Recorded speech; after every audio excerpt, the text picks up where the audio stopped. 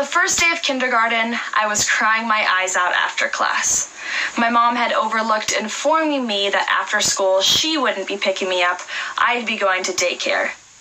But when she wasn't there, I was a 5-year-old puddle of tears. That is, until a bright little girl cheered me up by asking me about myself. That girl's name was Sarah, and for 15 years, she was my best friend in the entire world. We only lived 2 blocks away from each other, so every morning before school we would bike to the corner of our conjoining streets, awaiting our smiling reunion. Our friendship never faltered. If I needed someone to go to Costco with me for a quick errand, she was my girl. If I needed to go to an awkward high school dance, I was comforted by Sarah's presence. We grew up together and graduated high school as a pair. During college, Sarah developed mental health issues.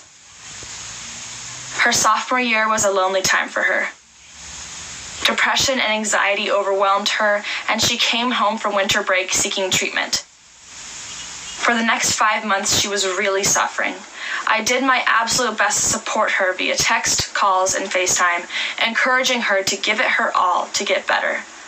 Unfortunately, at the end of those 5 months, Sarah chose to stop fighting her battle and ended her life. A decision which halted mine. I had never lost someone that close to me. It was just before finals, a challenging time on its own, and I wanted to be able to study so I could finish out my sophomore year strong, but I was really weakened by the grief I was experiencing. It was hard for me to sleep. I tossed and turned at night, unable to stop thinking about how much I missed her. During the day, I felt waves of sadness where all I could do was cry and wish that it was all a bad dream. My journey with grieving, while sad, was healthy. I shared what I was going through with my roommate, Colleen, and she would cook me meals when I didn't feel like it and patiently listen to my concerns. My boyfriend provided a reliable source of comfort and endless hugs. I also confided in my occupational therapy professor, who did know what I was going through because her own brother had committed suicide. She gave me plenty of helpful resources, from quotes to studies of grief and healthy ways to cope with pain.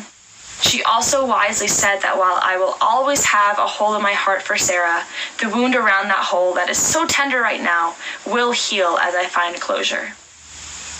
I will never stop missing Sarah. Mental illness is not widely understood.